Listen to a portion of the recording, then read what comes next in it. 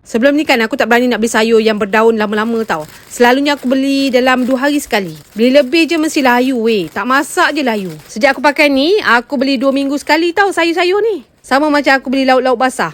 Sebab apa korang? Tak payah risau. Bila pakai ni, tahan lama. Segar dalam dia. Tengoklah pegaga ke ulat-ulam ke semua aku sumbat weh.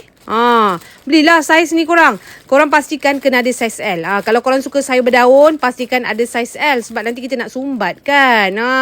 Sayur tu lah paling cepat layu ya. Kobis pun kita masuk wak. Walaupun kobis ni tahan lama, korang masukkan dalam ni lagi lama tahannya. Memang mudah lah penyimpanan kan. Kalau sebelum ni aku rasa macam takut nak beli sayur Sekarang tak kisah. Aku beli sayur banyak-banyak. Aku ni suka makan sayur. Tapi itulah setiap 2 hari je nak beli sayur. Tak dan kita kan balik lambat-lambat. Bila masa nak pergi pasar?